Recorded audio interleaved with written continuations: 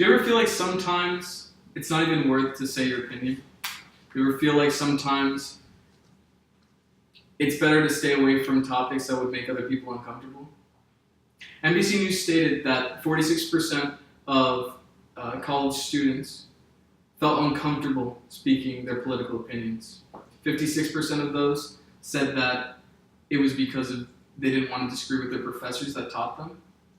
The other percentage said that it was just because they didn't want to say something contrary to their peers.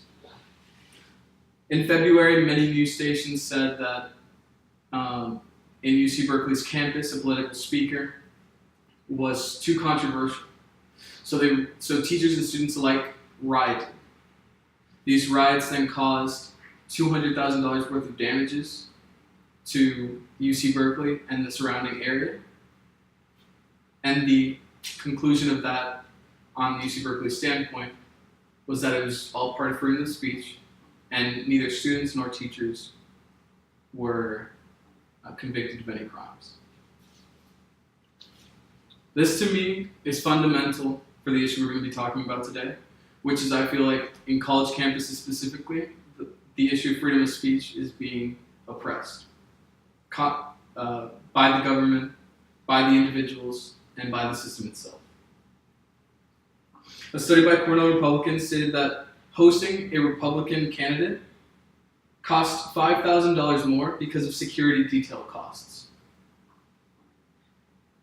This is compared to much larger, much more prestigious liberal candidates, which had almost $0 worth of security costs, additional to their already superlative costs.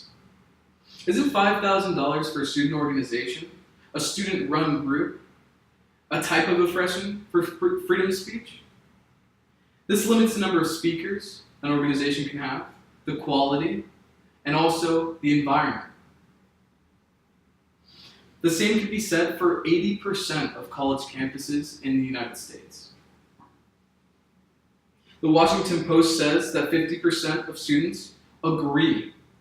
1 in 2 students agree with shouting over controversial speakers so they can't be heard. And 1 in 5 of them say violence is acceptable. Violence. For me, I've been to these speakers. I've seen these events. It's students and teachers alike and groups of people who shout over the individuals. They cause disrespect to not only the speaker himself, but the 168 average hours that it takes to plan an event from other students themselves.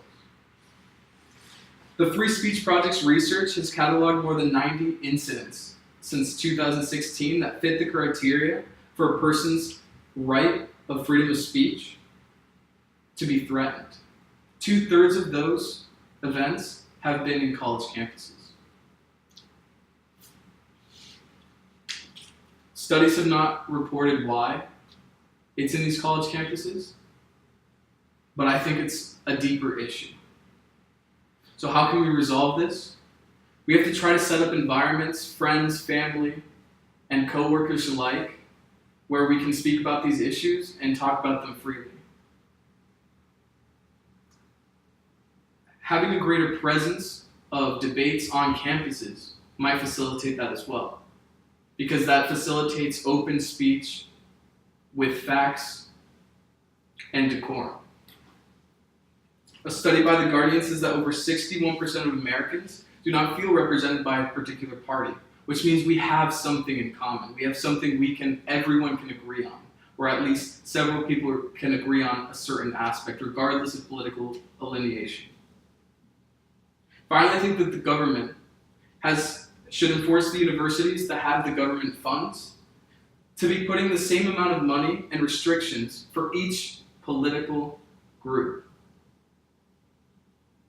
We have to treat everyone like equals. That's what we were founded on. What happens if we don't see this change? The alienation from the two parties is already extreme. And what it's going to become is more and more violent as violence ensues in the United States. We already see it from our political candidates. We've seen it from certain cases like Kavanaugh, where everyone's alienated. We've seen it from our past presidential election. The sooner we start talking about the issues with decorum, with integrity, and with respect for each other, the sooner we can start solving these problems. Now, I know we have to start small. We have to start somewhere. All I'm saying is, it has to change. If we don't change as individuals, our society cannot change. Our society cannot grow and evolve. What we've been seeing since 2016, 2017 is devolution, degeneration, disintegration of the mutual respect you would have for another person, regardless of political identification, regardless of ideals.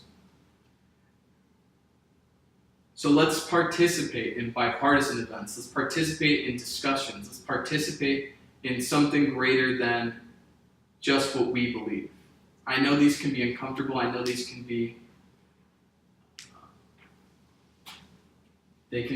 troublesome, but it's worth it in the end. And I'm going to leave you with a quote by Brian H. McGill. One of the most sincere forms of respect is actually listening to what another person has to say. Thank you.